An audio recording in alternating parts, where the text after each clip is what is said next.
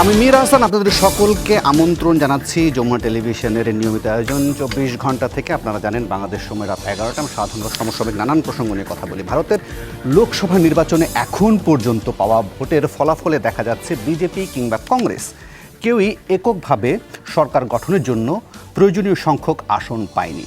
কাজেই ক্ষমতার আসনে বসতে হলে তাদেরকে অন্যান্য জোটের সঙ্গে জোট গঠন করতে হবেই বলে মনে হচ্ছে। তবে এরই মধ্যে নিজেদের বিজয়ী বলে দাবি করেছেন নরেন্দ্র মোদী, অন্যদিকে হাল ছাড়েননি রাহুল গান্ধীও। যার কারণে আজ আমরা ভারতের এই নির্বাচন কেন গুরুত্বপূর্ণ এবং বাংলাদেশের বা কেন এটার দিকে নজর থাকে সেটাকে সহজ করে আলোচনা করতে আমরা আমাদের বিষয়বস্তু নির্ধারণ করেছি দিল্লির মসনদেকে। আর এই বিষয় নিয়ে কথা বলতে আজ আমরা আমাদের স্টুডিওতে 2 অতিথিকে আমন্ত্রণ জানিয়েছি। এছাড়াও অনলাইনে একাধিক অতিথি আমাদের সাথে যোগ দেবেন। আমি আলোচনার এবং পরিচয় পর্বটা শুরু করতে চাই স্টুডিও থেকে। আমার ডান পাশে আছেন ঢাকা বিশ্ববিদ্যালয়ের শিক্ষক এবং আন্তর্জাতিক সম্পর্ক বিশ্লেষক অধ্যাপক ডক্টর আমেনা মহসিন। আপনাকে স্বাগত জানাচ্ছি আমাদের 24 ঘন্টায়। আমাদের সাথে আছেন ইউএনবির সম্পাদক এবং দিল্লির বাংলাদেশ হাইকমিশনের সাবেক প্রেস মিনিস্টার ফরিদ হোসাইন। আপনাকেও স্বাগত জানাচ্ছি আমাদের 24 ঘন্টায়। এছাড়াও আমাদের সাথে অনলাইনে কলকাতা থেকে আমাদের প্রতিনিধি সুকান্ত চট্টোপাধ্যায়, তিনি যোগ দিচ্ছেন। সুকান্ত, আশা করি আপনি নিশ্চয়ই আমাকে শুনতে পাচ্ছেন। আমি আলোচনাটা স্টুডিওতে শুরু করার আগে, যেহেতু আমাদের কলকাতায় আমাদের প্রতিনিধি আছেন, সুকান্তর কাছ থেকে সেখানকার সর্বশেষ পরিস্থিতিটা জেনে তারপর আলোচনা ঢুকতে চাই। আমি সুকান্তর কাছ থেকে যেটা জানতে চাইবো, সুকান্ত আপনি যদি আমাকে শুনে থাকেন তাহলে আমাকে একটু স্পষ্ট করবেন যে ঘোষিত ফলাফল এখন পর্যন্ত কি পূর্বাভাস দিচ্ছে, কারা সরকার গঠন করতে যাচ্ছে, আর কেনই বা এখন পর্যন্ত কংগ্রেস নেতৃত্বাধীন ইন্ডিয়া জোট সরকার গঠনের স্বপ্ন দেখছে?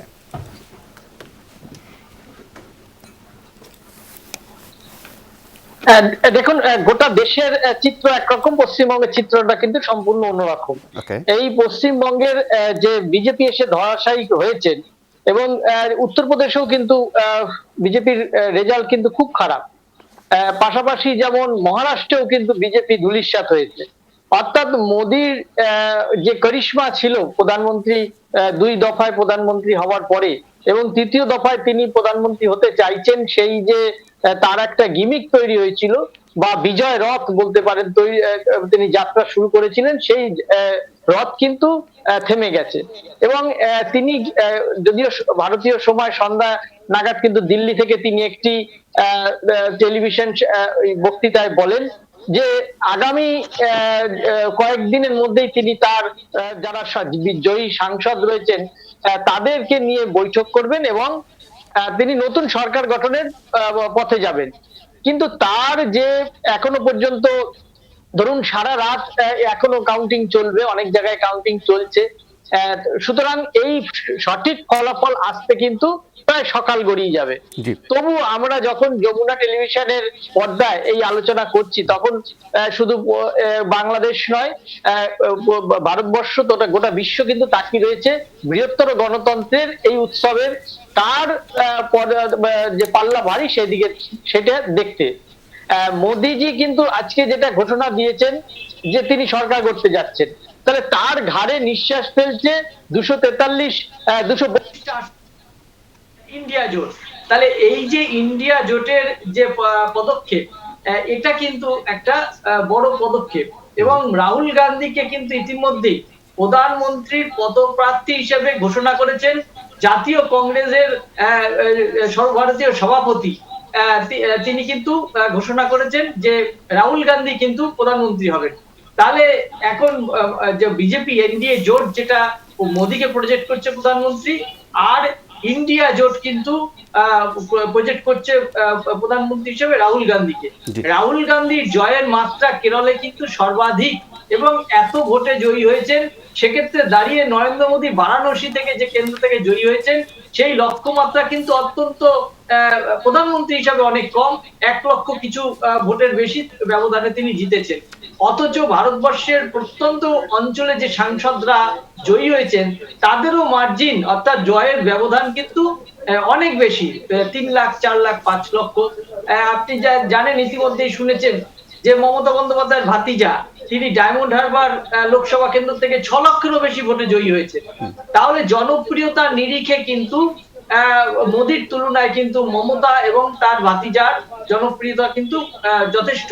তার মানে আপনি বলতে চাইছেন যে বিজেপির নরেন্দ্র মোদীর যে জনপ্রিয়তা সেখানে একটা ভাটা পড়েছে, কিন্তু আপনি আমাকে এটা একটু স্পষ্ট করবেন কিনা সুকান্ত, যে পশ্চিমবঙ্গে আসলে বিজেপি কেন, সুকান্ত আপনি কি শুনতে পাচ্ছেন সুকান্ত? তার গ্রহণযোগ্যতাটা যেমন ছড়িয়েছে এবং মমতা একটা প্রধান বিরোধী মুখ হিসেবে কিন্তু গোটা ভারতবর্ষে উঠে এসেছে। সর্বোপরি বলে রাখি যে পশ্চিমবঙ্গের সুকান্ত আপনি কি আমাকে শুনতে পাচ্ছেন? উত্তর 24 পরগনা জেলার সন্দেশখালীতে সেখানে নারীদের উপরে অত্যাচারের একটা যে ঘটনা ঘটে, সেইটাকে কিন্তু বিজেপি গোটা দেশে হাতিয়ার করেছিলেন। যে সুকান্ত আপনি আপনার প্রাথমিক বক্তব্য আমার কাছে স্পষ্ট, আশা করি আমরা সংযোগটা একটু ঠিক করে নিতে চাই, কারণ কিছু প্রশ্ন আপনার কাছে আছে। আপনি থাকুন আমাদের সাথে। এরিফাকে বরং আমাদের সাথে আরও এক অতিথি আছেন, তিনি আমাদের সাথে অনলাইনে যোগ দিয়েছেন, তাকেও পরিচয় করে দিতে চাই। আমাদের সাথে যোগ দিচ্ছেন সাবেক নির্বাচন কমিশনার এবং রাজনৈতিক বিশ্লেষক অবসরপ্রাপ্ত brigadier general doctor M Sakhawat Hossain. Doctor Sakhawat, আপনি নিশ্চয়ই আমাকে শুনতে পাচ্ছেন। আপনাকে স্বাগত জানাচ্ছি আমাদের 24 ঘন্টায়। আলোচনায় যাব, তবে আমি একটু স্টুডিও থেকে আলোচনাটা শুরু করি। আমি যদি ফরিদ হোসেন আপনার কাছ থেকে বিশ্লেষণটা শুনতে চাই, আপনি ভারতের এই লোকসভা নির্বাচনকে আসলে কিভাবে মূল্যায়ন করবেন, যেখানে আমরা দেখছি যে কেউই একক আসলে সংখ্যাগরিষ্ঠতা পাচ্ছে না? কি হতে যাচ্ছে সামনে তাহলে? হ্যাঁ, দেখুন, এই জায়গাটার মধ্যে একটা জিনিস, যেটা যে ভারত 2014 থেকে 2019 একটা জিনিস ভুলেই গিয়েছিল, যে ভারতে কোয়ালিশন সরকার খুব ঘন ঘনই হতো। তো কোয়ালিশন ইয়ার্সগুলো মনে হচ্ছিল যে এটা বোধহয় শেষ হয়ে যাচ্ছে। এবং আপনার নরেন্দ্র মোদীর তার ক্যারিসমা, তার 2014 সালে বিভিন্ন ইস্যুতে, 2014 সালে তার যে ইস্যুটা ছিল সেটা ছিল মূলত দুর্নীতি দমন। এবং এর আগের মনমোহন সিংয়ের যে কোয়ালিশন সরকার ছিল, ইউনাইটেড প্রোগ্রেসিভ অ্যালায়েন্স ইউপিএ, সেখানে কিছু তাদের দুর্নীতির অভিযোগ আসে এবং সেটাকে তিনি সামনে এনে, আরেকটা তো বড় জিনিস যেটা ছিল সেটা হচ্ছে যে হিন্দুত্বা, যেটা তাদের বড় স্লোগান, এবং হিন্দি বেল্ট যেগুলো, সেখানে তার প্রাধান্য ছিল। 2019-এ এসে কিন্তু তারা আরেকটা, এটা তাদের একটা বিজেপি এবং ইত্যাদি তাদের এক ধরনের একটা স্লোগান নিয়ে আসতো সামনে, যেটাকে ভারতের এই একটা জাতীয়তাবাদী উন্মাদনা, একটা ধর্মীয় উন্মাদনা, এগুলো তৈরি করার মতো। সেটা আসলো পুলওয়ামা। আপনি জানেন যে পুলওয়ামা কাশ্মীরের, সেখানে নির্বাচনে এক মাস আগেই সেখানে একটা আক্রমণ হলো, আত্মঘাতী কাশ্মীরি এক তরুণ। তো সেখানে অনেক ক্ষয়ক্ষতি হলো ভারতীয় রক্ষী বাহিনীর। তো এখন এগুলো মিলে তখন পুলওয়ামাকে নিয়ে এমন একটা উন্মাদনা তৈরি হলো যে ভারতের কতগুলো টেলিভিশনের উপস্থাপক, তারা তাদের উপস্থাপনার কালে মানে মঞ্চ থেকে ছেড়ে রাস্তায় নেমে যাওয়ার মতো অবস্থা এমন করে যে কেন মোদি পাকিস্তানকে আক্রমণ করছে না। তারপরে সেখানে এক ধরনের প্রিএমটিভ অ্যাটাক হলো সেখানে আপনার। এটা নিয়ে কিন্তু ভারতের যে হিন্দুত্বা বা হিন্দু আধিপত্যবাদের যে, বা হিন্দুরই প্রধান, এই ধরনের যে একটা উন্মাদনা তৈরি হলো, তারা একেবারে ঢেলে ভোট দিয়ে দিল নরেন্দ্র মোদীকে এবং তার এনডিএকে। এবারে তারা যেটা নিয়েছিল সেটা এখন এই দুটো বিষয় কিন্তু নেই, বরং উল্টা দুর্নীতির দায়গুলো মোদির দিকে এই তীরটা ছুড়ে দিচ্ছিল। আপনার ইলেকটোরাল বন্ডস, যেটাকে বলা হয়েছিল যে ভারতের ইতিহাসে একটা কি বলে যে এর চেয়ে বড় বেশি দুর্নীতির ঘটনা কখনো ঘটেনি। আমরা যদি বলি যে ইলেকটোরাল বন্ডসে বেনামিতে আপনার পার্টিগুলোকে চাঁদা দেওয়া যেত, এটা আইন করে করা হয়েছিল এবং এটা মোদি এর বিজেপি এবং তারাই বেশি উপকৃত হয়েছে। কারণ এই টাকাগুলো, কারণ কর্পোরেট যেই জগৎটা আছে, এই ক্যাপিটালিস্টের মানে আপনার যে যারা সুপার রিচ, তারা বেশিরভাগই হচ্ছে মোদির বিজেপি সরকারের, মোদির কেউ কেউ তার বন্ধুও, আদানি মতো লোক যারা জানেন। এটা তারা নিজেরাই কিন্তু সেটার সমালোচনার মধ্যে পড়ল। কিন্তু সেটাকে বাদ দিয়ে তারা ভেবেছিল যে আপনার এবার যে রাম মন্দির করলো বাবরি মসজিদের জায়গায়, সেই রামের মন্দিরকে দিয়ে তারা পার পেয়ে যাবে। সেটাও হয়, কিন্তু অবাক ব্যাপার করলো যে ভারতের ভোটারদের মধ্যে এই ব্যাপারটা কিন্তু আছে। দে হ্যাভ এ বিউটি, যে তারা যখন কথা বলে তখন তারা অনেক মানে দেখা যাচ্ছে যে কিছুটা বিস্ময় তৈরি করে, অনেককে ভুল মানে অনেকে গণমাধ্যমকে ভুল প্রমাণিত করে। এই যে ফাইজাবাদ যে আসনটা, সেই আসনটাতে কিন্তু বিজেপি হেরেছে। সেখানে সমাজবাদী পার্টির যে, আমি নামটা বলতে পারছি না, সেই তিনি জিতেছেন। সেটা একেবারে অযোধ্যার কিন্তু কেন্দ্রে সেই আসনটা। এবং এই যে ইউপিতে ইউপি যেখানে একেবারে চোখ বুজে ধরেই নেওয়া গেছে যে ইউপিতে আপনার বিজেপি 2014-তে ভালো করেছে, 2019-এ সেখানে ভালো করবে। 2019-এ তো আপনার রাহুল গান্ধী হেরেছে ওখানে, 2014 ওখানে কোনো পাত্তা পায়নি রায়বেরেলিতে। এবং এবার কিন্তু রায়বেরেলি জিতেছে রাহুল গান্ধী নিজে। আবার পাশে আমেথি সেখানে জিতেছে। তো আমরা এই জায়গাটার মধ্যে যে কতগুলি কথা বললেন যে উনি, যে ইউপি, মহারাষ্ট্র, ওয়েস্ট বেঙ্গলকে কিন্তু বিজেপি ধরেছিল যে এবার মমতা ব্যানার্জিকে হটিয়ে দেবে। তো এই জিনিসগুলো আপনার ঘটেছে। এখন ঘটে যেটা হয়েছে যে মোদি এক সময়তে তো আপনার নিজেই তার বিজেপি এত মানে তার আসন ছিল, তার অ্যালায়েন্স দরকার হতো না, মিত্রদের দরকার হতো না। কিন্তু এবার তার কিন্তু এককভাবে তিনি সংখ্যাগরিষ্ঠতা পান নাই, তার অ্যালায়েন্স দরকার হবে। এবং আপনি একটা কথা বলেছেন যে এদের কিন্তু এবারে দুটো মানে অ্যালায়েন্সেরই কিন্তু একটা মানে বৈশিষ্ট্য, এরা কিন্তু নির্বাচনের পরে অ্যালায়েন্স করছে না। এই যে এনডিএ, এরা কিন্তু নির্বাচনের আগেই জোটটা আছে। অ্যালায়েন্স নিয়ে আমার একটু আরেকটু পরে বিশ্লেষণে যেতে চাই, আমি কারণ আমরা বলছি দেখছিলাম যে চন্দ্রবাবু নাইডু এবং নীতিশ কুমারকে নিয়ে এক ধরনের টানাটানি শুরু হয়েছে, করবে ইত্যাদি, তার কি করবে এটা আসলে সময় পরে যাবে। আমি বরং এই ফাঁকে যদি আপনি একটু সময় দেন তাহলে আমি একটু আমেনা মোহসেন তার একটু বিশ্লেষণ শুনি। আপনার বিশ্লেষণটা কীরকম হবে যে ভারতে 1 দশক পর একক সংখ্যাগরিষ্ঠতা হারাতে যাচ্ছে বিজেপি, এমনকি অযোধ্যাও তাদের হাতছাড়া হয়ে যাচ্ছে, মানে কি যাচ্ছে ভারতের এই নির্বাচনের আমাদেরকে কি দেখতে পাচ্ছি আপনার কাছে? ধন্যবাদ আপনাকে। দেখুন, এই যে মানে এক বিজেপি তার একদম একক সংখ্যাগরিষ্ঠতা হারাচ্ছে, সেটাকে আমি একটু পজিটিভলি দেখতে চাচ্ছি। আমি বেশ পজিটিভলি দেখছি। এবং দেখেন যে মানে দ্যাট মিনস মানে আমার মনে হয় তাহলে গণতন্ত্রের জন্য এখনও আশা আছে, সেভাবেই আমি এটাকে দেখতে চাচ্ছি। এবং এটা যে কোনো পার্টি কিন্তু ঘুরে দাঁড়াতে পারে, সেটাও কিন্তু একটা জায়গা আমরা দেখতে পারছি এখানে। কারণ এর আগে আমরা দেখেছি কংগ্রেসের কিন্তু একেবারে মানে সে তো অপোজিশন ছিলই না, মানে থাকবে মানে মেজর অপোজিশন পার্টি তো ছিলই না। তারপরে কিভাবে সে পার্লামেন্টে থাকবে তা তো সে ক্রেডিবিলিটিতে হারিয়ে ফেলেছিল, তাই না?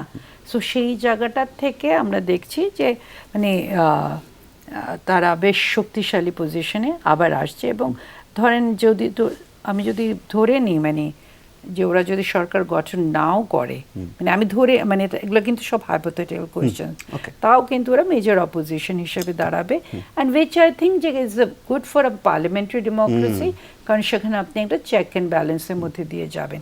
এবং আমি আরও পজিটিভলি দেখছি, কারণ যেটা ফরিদ সাহেব খুব সুন্দর করে বলছিলেন যে ইস্যুসগুলো উনি সামনে আনছিলেন, যে এখানে এই যে অযোধ্যার ব্যাপারটা, তারপরে আমাদের মানে যেটা অ্যাটলিস্ট আমার খুব কনসার্নের জায়গা সব বরাবরই থেকে গেছিলো, মানে হিন্দু ফান্ডামেন্টালিজম যেটা, সেটা হিন্দুত্ববাদ যেটা তারা করছিল, এবং তারা ভারত সেই ইয়েটাকে মানে শব্দটাই নিয়ে আসছিল ভারত, মনে হচ্ছিল ওরা ইন্ডিয়ান মানে কনস্টিটিউশনই পাল্টে ফেলছে।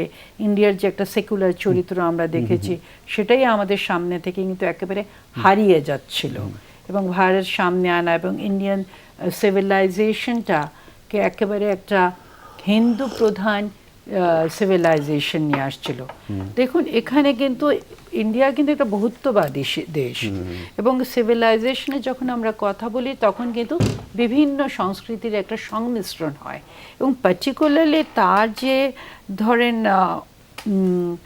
যে ধরনের, যে আমরা যদি সিটিজেনশিপ অ্যাক্টও দেখি, সেখানে যে ধরনের বক্তব্যগুলো এসেছিল এবং অ্যান্টি মুসলিম যে একটা সেন্টিমেন্টসগুলো আমরা দেখেছি, এবং মানে কামিং ফ্রম মানে রুলিং পার্টি ডোমেস্টিক পলিটিক্সে হতে পারে সেটা, দ্যাট ইজ ওয়ান থিং, যে হ্যাঁ আপনি একটা ইমোশন ক্রিয়েট করছেন, একটা ইমোশনাল ওয়েব ক্রিয়েট করছেন, তার জন্য আপনি ধর্মকে এভাবে ব্যবহার করছেন, এবং সেটা করছেন কিভাবে, একটা সাম্প্রদায়িকতাটাকে উস্কে দেওয়া দিয়ে, মানে অনেকটা সেই ধরনের একটা অবস্থানের মধ্যে দিয়ে।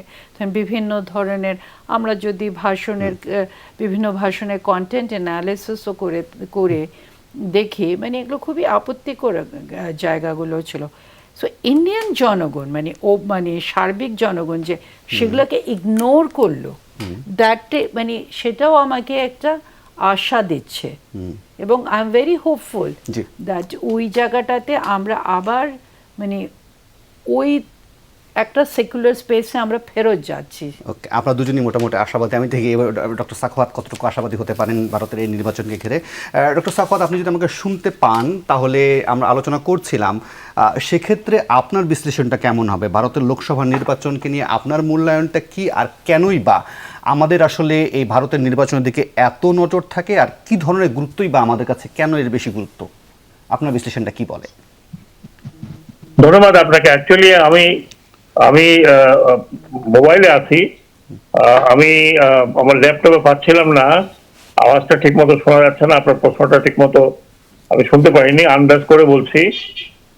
ইন্ডিয়ান ইলেকশনে সবসময় কিন্তু শুধু বাংলাদেশের নয়, সমগ্র দুনিয়ার একটা ইন্টারেস্ট থাকে, আর এই নির্বাচনটা বেশি ছিল। তার কারণ হচ্ছিল যে থার্ড টার্ম বিজেপি সরকার গঠন হবে কি হবে না, এবং গত এই প্রায় 1.5 মাস 2 মাস আমি ইন্ডিয়ান একটি অবজারভেশন টিমের সাথে ডিজিটালি এবং ফিজিক্যালি অবজারভেশন করছিলাম থ্রু আউট দি ক্যাম্পেইন। তো এই জায়গাটার থেকে অনেকগুলো বিষয় আছে যেগুলো বিস্তারিত আলোচনার এখানে সময় নেই। বাট যেটা হয়েছে যে নরেন্দ্র মোদী সাহেব, প্রাইম মিনিস্টার, থার্ড টাইম উনি মোটামুটি ওনার বডি ল্যাঙ্গুয়েজ এন্ড এভরিথিং, উনি এবং তার সেকেন্ড ম্যান অমিত শাহ একরকম, আমার মনে হয় যে তারা খুব কনফিডেন্ট ছিলেন যে যেই কার্ড তারা খেলছিলেন অন্য কার্ড বাদ দিয়ে, তারা খেলছিলেন কমিউনাল কার্ড, তারা খেলছিলেন রিলিজিয়াস কার্ড, এবং এই রিলিজিয়াস কার্ড খেলতে গিয়ে উনি রাম মন্দির তৈরি করলেন, বিশাল একটা আয়োজন করলেন, দুনিয়াকে দেখালেন যে তার অ্যাচিভমেন্ট, এবং এই করতে গিয়ে তিনি ধর্মীয় অনুভূতির জায়গায় ঢুকে গেলেন, এমনকি নিজেকে মানুষ হিসাবে না বললেন উনি ভগবান। উনি যদি ভগবান হন তাহলে সাধারণ মানুষ তার কাছে যাবে কিভাবে? উনি যেটা এবার বুঝতে পারেননি, বিকজ এই গত 2 টার্মে ওনার যে ধরনের মিডিয়াকে উনি ক্যাপচার করে রেখেছিলেন, যে ধরনের বাক স্বাধীনতাকে উনি অনেকখানি খর্ব করেছিলেন, একটা ডিক্টেটোরিয়াল মেথোডোলজিতে তিনি ভারতকে চালাচ্ছিলেন, সেই জায়গায় উনি বুঝতে পারেননি যে সাধারণ মানুষ, ভারতের যে লার্জ একটা সাধারণ মানুষ, যাদের জন্য দ্রব্যমূল্য বড় একটি বিষয়, যাদের জন্য সুপেয় পানি একটি বড় বিষয়, যাদের জন্য ভ্যাকসিন একটা বড় বিষয়, যাদের জন্য বেকারত্ব একটি অনেক বড় বিষয়, সেখানে ধর্মের বিষয় নাই, সেখানে প্রশ্ন হচ্ছিল পেটের। এবং একই সাথে ভারতে একটি লার্জ নন কমিউনাল যে মিডল ক্লাস আছে, তাদেরকে কিন্তু দাবিয়ে রাখা হয়েছিল এন্ডেমিক কারাপশন, এবং এই যে অলিগার্কিক একটা উত্থান ভারতে হয়েছিল, এই সব মিলিয়ে আমার মনে হয় যে BJP government could not read, ভালো মতো মানুষের মন মানসিকতা পড়তে পারেনি। এবং সবচেয়ে বড় তাদের যে সেটব্যাকটা হয়েছে 3টি জায়গায়। একটি হয়েছে, ধরে নিয়েছিল যে উত্তরপ্রদেশ হচ্ছে লার্জেস্ট স্টেট, যেখানে 80টি সিট, এই 80টি সিট তারা ধরে রেখেছিল যে মিনিমাম 70 থেকে 75টা সিট এনশিওর। আর যেভাবে ওখানে এন্টি মুসলমান, এন্টি দলিত যে ক্যাম্পেইন চলছিল সেদিকে খেয়াল করেননি। আর সেকেন্ডটা ছিল ওয়েস্ট বেঙ্গল, এবং ধরে নিয়েছিলেন যে ওয়েস্ট বেঙ্গলে আরো ভালো করবেন, এবং একই সাথে অন্যান্য স্টেটের গুলো কথা আছে, কিন্তু তা হয়নি। সবচেয়ে বড় সেটব্যাক হয়েছে উত্তরপ্রদেশে। এই উত্তরপ্রদেশের প্রবলেমটাকে কিন্তু বিজেপিকে এখন ক্ষমতা আসতে দিতে পারছে না। এখন যেটা হবে বিজেপির জন্য, বা যদি আমি বলি এনডিএ, এই এনডিএ জোটকে একত্র করে ক্ষমতা হয়তো আসতে হবে। তারপরেও এই জোটের মধ্যে দুইজনকে নিয়ে, মেইন দুজন, একজন হচ্ছেন চন্দ্রবাবু নাইডু, তেলেগু দেশম পার্টি, আর একটা হচ্ছে জেডিইউ বিহারের নীতিশ কুমার। এখন এই দুজন কি টার্মস কন্ডিশনে ওনাদের সাথে আসবেন, যতটুকু আমি এই সারাদিনে আমাদের যে গ্রুপ থেকে খবর নিয়েছি, বিজেপির ভিতরে এখন একটা গুঞ্জন উঠেছে যে নরেন্দ্র মোদী অমিত শাহর দিন শেষ হয়ে গেছে কিনা। তাই যদি হয় তাহলে ওখান থেকে প্রধানমন্ত্রী কে হবে, এটা একটা বড় প্রশ্ন দাঁড়াবে। দ্বিতীয় প্রশ্ন যেটা দাঁড়াবে সেটা হচ্ছে যে এই দুইজন, এই দুই পার্টিকে আনতে হলে তাদের ডিমান্ডটা কি হবে, তাদেরকে কোন জায়গায় নিয়ে যাবে। এই জায়গায় ডক্টর সাখাওয়াত, এই জায়গাটা থামাই, আমি একটা বিরতি নেই। আমি বিরতির পর ফিরে এসে এইটাই একটু আলোচনা করতে চাইবো যে নিশ্চয়ই চন্দ্রবাবু নাইডু এবং নীতিশ কুমারের কথা বলা হচ্ছে, তারা তো এনডিএ জোটের অংশ, তারপরও কেন আমরা তাকে, মানে কেন ইন্ডিয়া জোট এত আগ্রহী হয়ে উঠছে যে আসলে নীতিশ বাবু কিংবা চন্দ্রবাবু নাইডু যাবে কি যাবে না, সেটাও একটা বড় প্রশ্ন। কি বিনিময় হবে সেটাও নিশ্চয়ই একটু আলোচনা করবো, তবে তার আগে ছোট্ট একটা বিরতি, ফিরবো একটু পর। আবার আমন্ত্রণ 24 ঘন্টায়। আবারও শুরুতে যেতে চাই কলকাতায়, আমাদের সুকান্ত চট্টোপাধ্যায় আছেন, তার কাছ থেকে আমার ছোট্ট দুটি প্রশ্ন আছে। সুকান্ত, আমি ছোট ছোট করে জেনে আপনাকে ছেড়ে দিতে চাই। আমাকে দুটো বিষয় একটু স্পষ্ট করবেন। এক, পশ্চিমবঙ্গে কেন বিজেপি আসলে মুখ থুবড়ে পড়লো, শুধু বিজেপিই না, বামদের অবস্থান ভাই এত খারাপ হলো কী কারণে, এক ছোট্ট করে একটু বলবেন। পাশাপাশি আরেকটা জিনিস, এখন বলা হচ্ছে যে টিডিপির হচ্ছে চন্দ্রবাবু নাইডু এবং জেডিইর হচ্ছে নীতিশ কুমার খুবই গুরুত্বপূর্ণ হয়ে উঠছেন। এমনও গণমাধ্যমের খবর বলছে যে কংগ্রেস এবং বিজেপি দুজনই এই দুই ব্যক্তির সাথে বা এই দুই জোটের সাথে যোগাযোগ করার চেষ্টা করছে। সেক্ষেত্রে এই চন্দ্রবাবু নাইডু বা কিংবা নীতিশ কুমারের অবস্থান কি এখন পর্যন্ত জানা গেছে যে তারা আসলে পরিষ্কার কোন দিকে কি করছেন?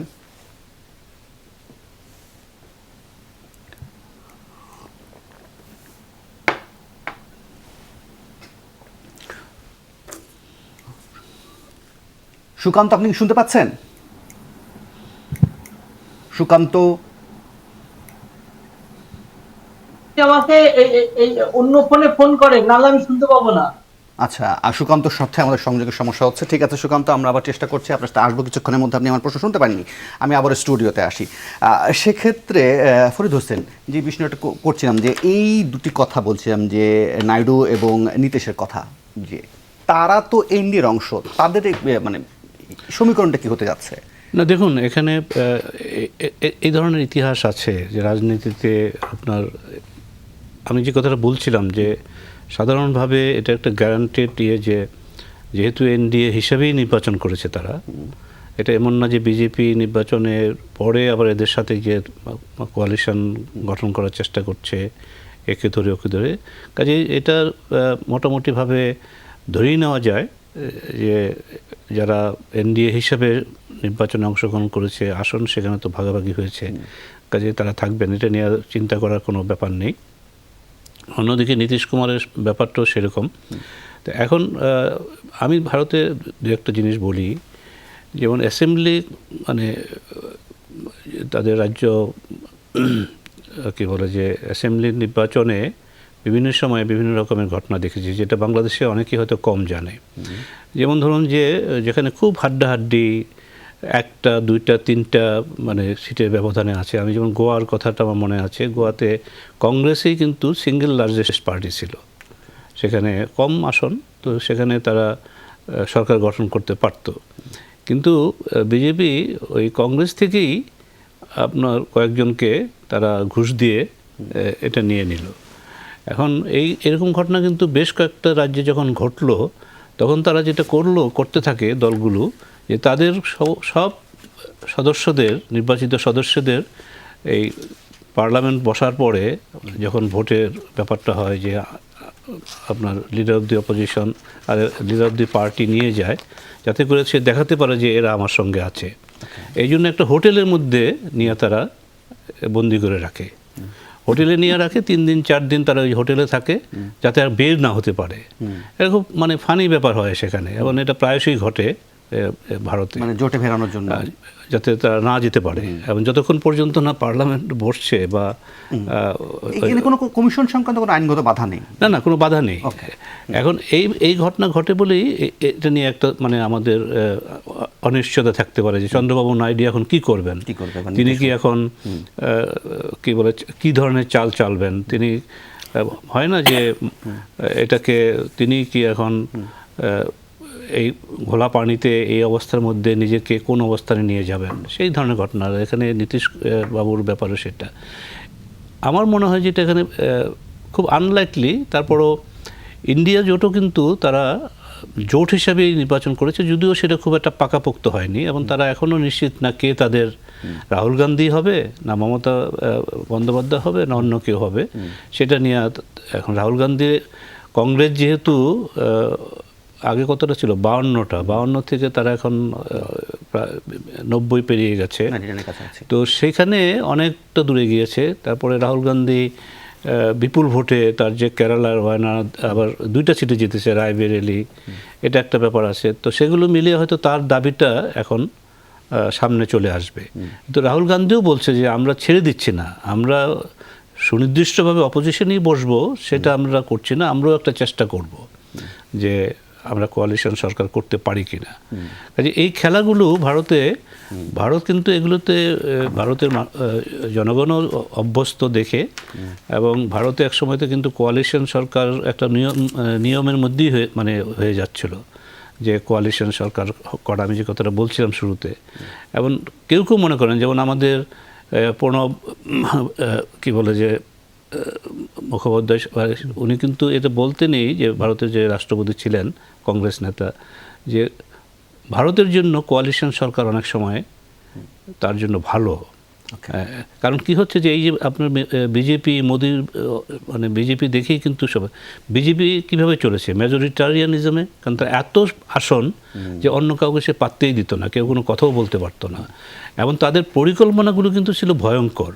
তারা যদি 3/4 মানে যেটা আসন পেতেন, যেটা 400-র উপরে আসন যাওয়ার কথা তারা বলছিলেন, প্রথম কাজটা তারা করতেন ভারতকে হিন্দু রিপাবলিক অফ ইন্ডিয়া ঘোষণা করার তাদের প্ল্যান ছিল। আরেকটা প্ল্যান ছিল তাদের, যে তারা বলেছে যে one India one nation one election, one nation one election, কারণ তাতে করে যে দলটা জাতীয় পর্যায়ে শক্তিশালী থাকে, একই সঙ্গে যদি অ্যাসেম্বলি ভোটগুলো হয় তখন সেই অ্যাসেম্বলি কিন্তু তাদের জয় মানে পেতে সুবিধা হয়। এই ধরনের ঘটনাগুলো এখন হচ্ছে না। এটি একটা যে কথাটা এখানে বলা হচ্ছিল যে ভারত অনেক বিপদ থেকে বেঁচে গেছে এবং ভারতের জনগণই এই জিনিসটা করেছে। প্রফেসর মোহসিন, আপনার বিশ্লেষণটা একটু শুনতে চাইব। পাশাপাশি আমাদের বাংলাদেশের বিষয় যেহেতু আসে, সেহেতু আমরা বাংলাদেশের প্রেক্ষাপটটা একটু আলোচনা করতে চাই। সেখানে রাজনৈতিক, বাণিজ্যিক, কূটনৈতিক নানান সম্পর্কের বিষয় আছে। দেশটির সম্ভাব্য যে সরকারই আসুক না কেন, বাংলাদেশ বিষয়ে তাদের নীতিতে কোনো প্রভাব ফেলতে পারে বলে মনে করেন, নাকি সবসময় যে ধরনের একই ধরনের নীতি সেটাই চলমান থাকবে? দেখুন, ধন্যবাদ আপনাকে। আপনি প্রথমে যেটা বললেন না যে আমার বিশ্লেষণটা, আমি কিন্তু ওনার সাথে এই কথাগুলাই বলার চেষ্টা করছিলাম যে এটা আমি খুব পজিটিভলি দেখছি যে ধরনের রেজাল্ট আসছে। কারণ এর পার্লামেন্টারি সিস্টেমে একটা চেক অ্যান্ড ব্যালেন্স থাকার ভীষণ প্রয়োজন আছে। আদারওয়াইজ আমরা একটা অথরিটেরিয়ান সিস্টেমের দিকে যাই, যেটা আমরা ভারতে দেখে এসেছি। ধরেন লাস্ট যে ইয়েটা ছিল, এবং যেভাবে ধরেন প্রেসের উপরে সেন্সরশিপ এসেছে, ইন্টেলেকচুয়ালসদের উপরে চাপ এসেছে, ভারতকে না লিটারালি একটা ডিভিসিভ সোসাইটিতে পরিণত করে দিয়েছিল, on a very communal basis. মানে যেটা কখনই মানে যেটা ধরেন আমরা যেটা বারবার ভয় পাচ্ছিলাম যে রাইটিস্ট ফোর্সেসদের আমরা উত্থান দেখতে পারছি, এবং India was a good example of that. এবং সেই জায়গাটা থেকে দেখেন এই যে ওনারা যেটা ধরেই নিয়েছিলেন ওনারা 400 সিট পাবেন, সেই ধরনেরই একটা ক্যাম্পেইন চলছিল। ওদের বডি ল্যাঙ্গুয়েজগুলো ওরকমই ছিল, ওদের কথাবার্তাগুলো ওরকম হচ্ছিল, সেখান থেকে তো it's a big setback for them. এবং এই যে মানে তখন মানে এবং আমরা দেখেছি কংগ্রেসের একটা মূল ছিল নির্বাচনের সময় যে ওরা কনস্টিটিউশন পাল্টে দেবে, ভারতের কনস্টিটিউশন পাল্টে দেবে। এই যে ভারত, আমি যে প্রথমে বলেছিলাম ভারত শব্দটা তারা সামনে নিয়ে আসছিল, Bharat, which Bharat are they talking about, মানে এটা আমাদেরকে, এটা কিন্তু একটা চিন্তার বিষয়, তাই না? কি ধরনের একটা আধিপত্য জায়গা থেকে এই কথাগুলো বলা হচ্ছিল, not to mention the facts যে কী ধরনের শব্দগুলো উচ্চারিত হয়েছিল। এবং উনি যেটা বললেন যে ওয়ান নেশন ওয়ান ইলেকশন, মানে ওই যে চেক অ্যান্ড ব্যালেন্সগুলো আছে না, এবং ওয়ান নেশন মানে এইটার মধ্যেও তো একটা নেশনটা কোন নেশন হচ্ছে, তারা তো হিন্দু ন্যাশনালিজম নিয়ে এগিয়ে যাচ্ছিল, তাহলে কি সবাইকে ওই হিন্দুত্ব নেশনের মধ্যে নিয়ে আসছিল? মানে এই জায়গাগুলো তো মাল্টি, মানে একটা যে প্লুরালিজমের জায়গাগুলো তো আপনি হারিয়ে যাচ্ছিল। এবং এই ইলেকশনের মাধ্যমে আমরা দেখলাম যে ভারতের মধ্যে যে সেকুলার ফোর্সেসগুলো আছে সেগুলোর কিন্তু একটা বিজয়। এবং আমি মানে গত এপ্রিল মাসেই আমি দিল্লিতে ছিলাম এবং আমি দেখছিলাম যে ওখানে যারা বিশ্ববিদ্যালয়ের শিক্ষকরা আছে, বিভিন্ন জার্নালিস্ট আছে, সবার মধ্যে এক ধরনের সংখ্যা ছিল এবং মানে একটা ভয়ও ছিল, সংখ্যা ছিল, এবং ভীষণভাবে তারা মানে ওই ইন্ডিয়া, মানে ওই সেকুলার ইন্ডিয়াকে কিভাবে ফেরত আনবে সেই জিনিস, সেটা নিয়ে তার উদ্গ্রীব ছিল। সম্ভবত এই নির্বাচনেও সেটারও একটা ফলাফল দেখা গেল মনে হয়। আমি জানি একটু সুকান্ত কাছে আরেকবার চাই, সুকান্তকে আমি আবার লাইনে পেয়েছি। সুকান্ত, যে প্রশ্নটি ছিল যে ছোট্ট করে যদি আপনি আমাকে বলতেন যে পশ্চিমবঙ্গে বিজেপির আসলে মুখ থুবড়ে পড়ার কারণটা কি, আর পাশাপাশি নাইডু এবং নীতিশ কুমারের অবস্থান কি পরিষ্কার হওয়া গেছে কিনা?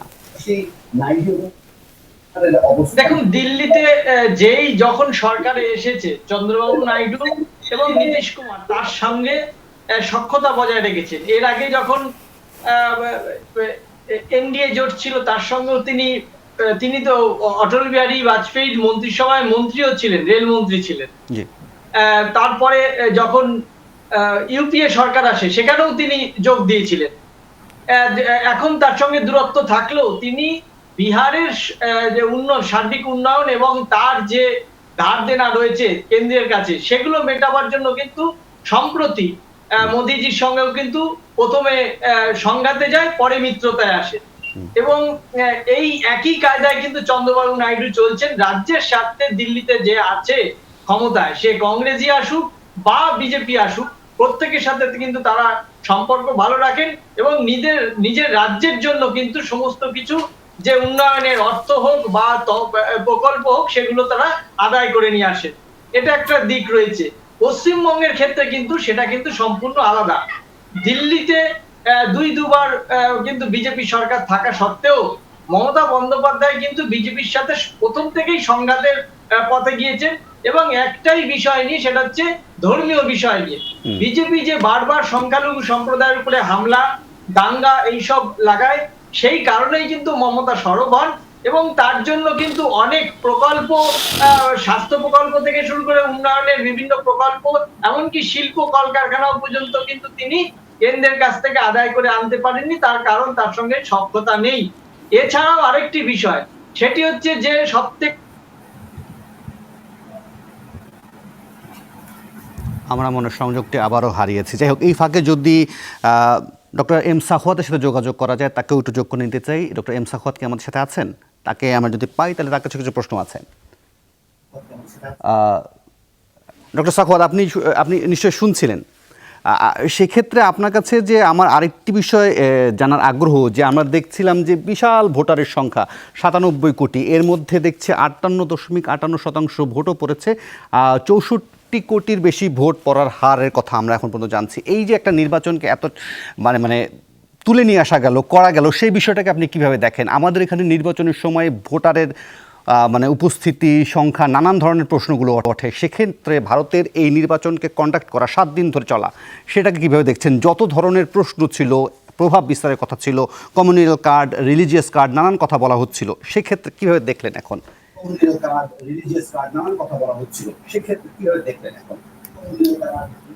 দেখুন, ভারতের নির্বাচন একটি চলমান প্রক্রিয়া এবং এই ভারতের নির্বাচনে সকল দলের পার্টিসিপেশন আছে, একটা সিস্টেম আছে এবং এই পর্যন্ত ভারতে একমাত্র এমার্জেন্সি ছাড়া ভারতের নির্বাচনগুলো কিন্তু কোনো বাধাগ্রস্ত হয়নি। তো সেই জায়গাতে মানুষের একটা অভ্যাস হয়ে গেছে নির্বাচনে ভোট দেওয়া।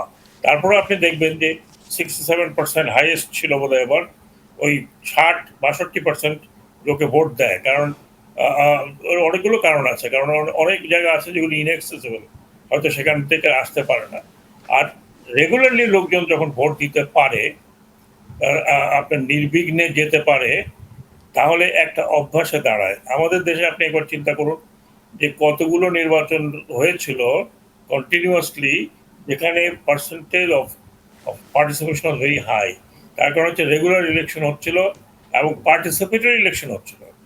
আর সেটা আপনি যতই বিতর্ক করুন না কেন, 4টি ইলেকশন হয়েছিল তত্ত্বাবধায়ক সরকারের সময়, তাদের অ্যাভারেজ নিয়ে দেখেন, মানুষের একটা অভ্যাস হয়েছিল যে আপনি নির্বিঘ্নে এসে ইলেকশনে ভোট দিতে পারবেন। কিন্তু তারপরের থেকে কিন্তু আর সেটা হয়নি।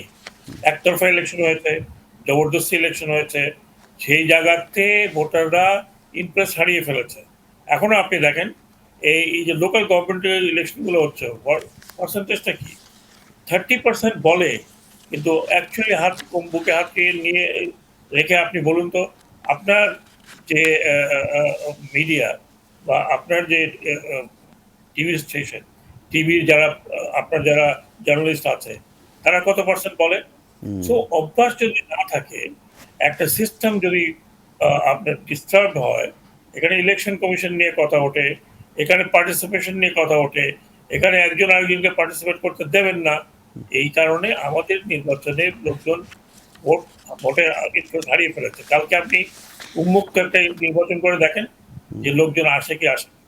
কাজে ভারতের সাথে এই তুলনাটা করা ঠিক হবে না। ভারতে যেমন আপনি দেখুন, বিজেপির এইরকম একটা কিন্তু ডক্টর সাখাওয়াত, আমরা তো প্রায় সময় এই উদাহরণটাও দেই যে ভারতের নির্বাচন কমিশনের যে পরিমাণ শক্তি সামর্থ্য থাকায় তার থেকে আমাদের নির্বাচন কমিশনের শক্তি সামর্থ্য অনেক বেশি, বা বলা হয় এটা।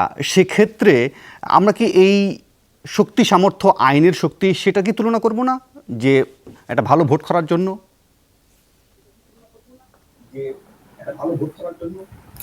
শোনেন, আইন তো আইনের জায়গায় আছে, আইনটা ইমপ্লিমেন্ট করতে হবে।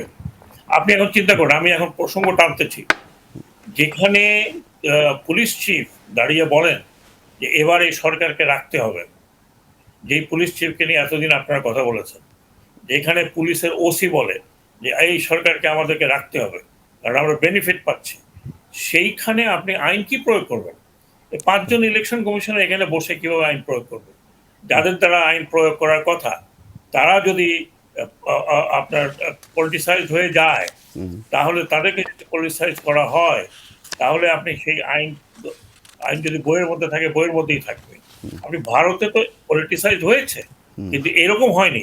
সেন্ট্রাল গভর্নমেন্টের কয়েকটি ইনস্টিটিউশন পলিটিসাইজ হয়ে থাকতে পারে, কিন্তু লার্জ স্কেলে ভারতের অ্যাডমিনিস্ট্রেশন, ভারতের আমলা, তারা কিন্তু ওইভাবে পলিটিসাইজ হয় নাই।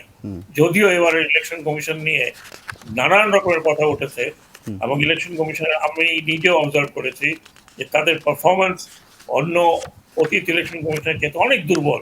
অনেকগুলো কারণ আছে।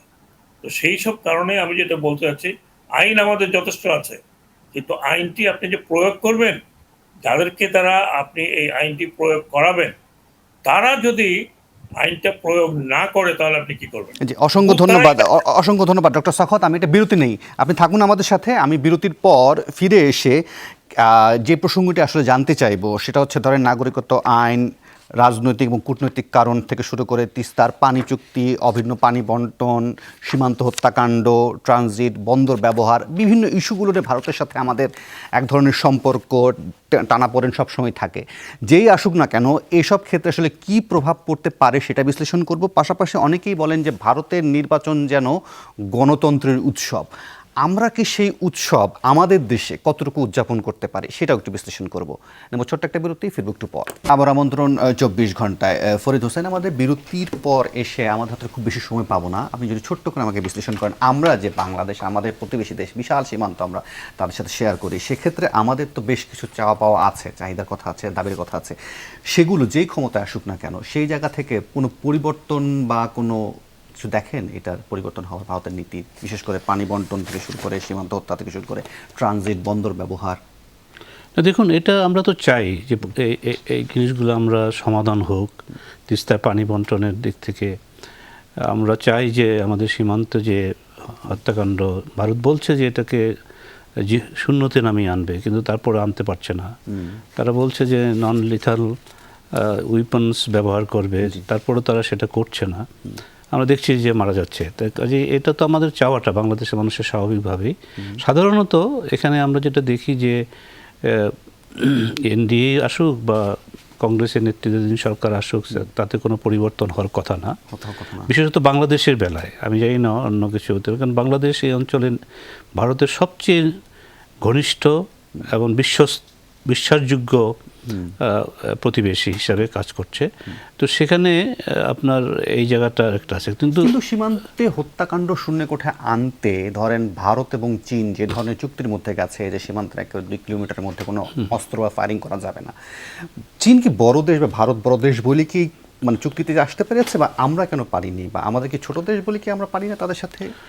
এটা তো এক ধরনের ব্যাপার থাকেই, যখন আপনি সমানে সমান একটা ব্যাপার থাকে সেখানে এক ধরনের ঘটনা থাকে। তো আমরা সার্বভৌম একটা দেশ, ভারতও বলে যে আমাদেরকে সেভাবেই সম্মান করে, কিন্তু তারা অনেক সময় এই ব্যাপারটা আছে যে আমরা এখানে আশাটা করছি যে এই জিনিসটা। আরেকটা হচ্ছে যে তিস্তার ব্যাপারটা তো বললেন, তিস্তার সঙ্গে যদি মমতা ব্যানার্জি মানে ওয়েস্ট বেঙ্গলেরই ব্যাপার থাকে, তাহলে তো ওয়েস্ট বেঙ্গল তো আরও বড় শক্তি নিয়ে এসছে এবার। কাজে সেখানে উনি কি করবেন তার মানে রাজ্যের ব্যাপারে, তার রাজ্যের স্বার্থ রক্ষা করতে গিয়ে, সেটা আমরা বুঝতে পারছি না। সাধারণত আমরা এমন একটা অবস্থার মধ্যে আছি যে এটা খুব একটা জার্গন যে প্রতিবেশীকে তো আর বদলানো যায় না, সব কিছু হয়তো বদলানো যায়, কিন্তু এক্ষেত্রে তো আমরা পারবো না। কাজে আমাদের যেই ঘটনাটা সেটা হচ্ছে যে এদের সাথে আলাপ আলোচনা করেই করতে হবে, কিন্তু আমি এই মুহূর্তে দেখছি না যে তিস্তার ব্যাপারে খুব একটা বড় সমাধান মানে হয়ে যাবে। প্রফেসর মহসিন, আপনার বিশ্লেষণটা কী হয়? আমি যদি আরেকটু স্পেসিফাই করি যে ধরেন ট্রানজিট এবং বন্দর ব্যবহারের ক্ষেত্রে বিষয়টা যদি নিয়ে আসি, ধরেন ভারতকে আমরা চট্টগ্রাম মংলা বন্দর ব্যবহারের কথা বলেছি, সুযোগ দিয়েছি, কিন্তু স্থলবন্দর, বিমানবন্দর, সমুদ্র বন্দর ব্যবহার করে নেপাল কিংবা ভুটানের সাথে আমাদের যে রপ্তানি বিষয় সেটা তো আমরা পাইনি। এখন এই বিষয়গুলোতে যেই আসুক না কেন, আমরা কি আসলে দেন দরবার করতে পারবো, বা কোনো ধরনের কোনো আশাবাদ দেখেন আমাদের চা পাওয়ার ক্ষেত্রে? না, দেখুন, আপনি যেটা বললেন না, if I am not mistaken, আপনি বলছেন আমরা পাইনি, আমার মনে হয় সেটা আপনি বলতে পারবেন হয়তো, কিন্তু যতটুকু আমি লাস্ট জানি যে ওই জিনিসটা কিন্তু ভারতের আপত্তির জায়গাটা সরে গেছিল, যে আমরা বুঝতে পারবো সেই জায়গাটা। If I am not mistaken, আমার এখানে ভুল হতে পারে, কিন্তু আমার মানে যতটুকু আমি জানি যে এই আপত্তির জায়গাটা সরে গেছে আর কি। আগে যেরকম একটা অনর পজিশনটা ছিল, সেই অনর পজিশনটা নেই, সেই জায়গাটা আমরা বেশ নেগোশিয়েট করতে পেরেছি সেইটা। বাট আগেন আমি বলছি যেটা মানে আমার জানা মতে আর কি। আর আপনি তিস্তার কথা বলছিলেন, এখন তো এখানে চায়নাও তো ইনভলভ হতে যাচ্ছে, তাই না? চায়না একটা ওয়াটার বেসিন, একটা এরকম ধরনের ইয়েতে আসতে চাচ্ছে। সো সেখানে যদি চায়নার ইনভলভমেন্ট আসে, সেখানে আমার মনে হয় যে ভারতের হয়তো চিন্তা ভাবনা করার কারণ আছে। আর বর্ডারে যে কথাটা বললেন, ভারত থেকে বারবারই বলা হয় যে এখান থেকে ট্রেসপাসিং হচ্ছে, গরুর কথা বলা হয়, স্মাগলার্সদের কথা বলা হয়, বিভিন্ন ধরনের ট্রাফিকিংয়ের কথা বলা হয়। এবং খুব অদ্ভুত লাগে আমার যখন বারবারই একই ন্যারেটিভ বা একই বক্তব্য দেওয়া হয় যে সংখ্যা কমে আসছে। সংখ্যাটা তো কমে আসার কথা না, একটা মৃত্যুও তো আমরা মানে ইট ইজ নট অ্যাকসেপ্টেবল। এবং ইন্টারেস্টিংলি আপনি দেখেন এই দিক থেকেই কিন্তু মানে বিএসএফ এর গুলিতেই কিন্তু এগুলো হচ্ছে। কিন্তু এমন না যে আমাদের দিক থেকে এই জিনিসগুলো হচ্ছে, তাই না? কারণ এমন তো না যে আমি যদি ধরে নিই যে স্মাগলার্সরা তারা আসা যাওয়া করছে, তো ভারতের দিক থেকেও তো আসতেছে। জি, আমি একটু ডক্টর সাখাওয়াতের কাছে যেতে চাই। ডক্টর সাখাওয়াত, লাস্ট প্রশ্ন আপনার কাছে, যে ভারতের নির্বাচন অনেকেই বলেন যে একটা গণতন্ত্রের উদযাপন, আমাদের দেশে সেই উদযাপনটা আসলে কতটুকু আমরা করতে পারি, পাশাপাশি আমাদের স্বার্থ কতটুকু আমরা আসলে আদায় করে নিতে পারবো যেই ক্ষমতায় আসুক না কেন ভারতে, সেক্ষেত্রে আপনার ছোট্ট মূল্যায়ন দিয়ে শেষ করতে চাই আজকে আলোচনা। ডক্টর সাখাওয়াত।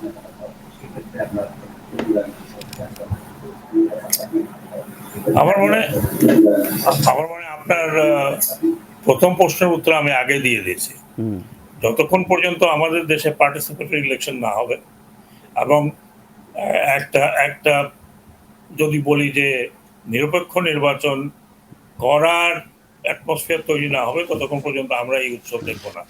আজকে আমি ভারতীয় নির্বাচনকে সকল থেকে দেখছিলাম আমার নিজের কারণে। দেখে আমি এক সময় মনে হচ্ছিল যে আমি এটার সাথে একাত্ম হয়ে গেছি, as if I know everybody.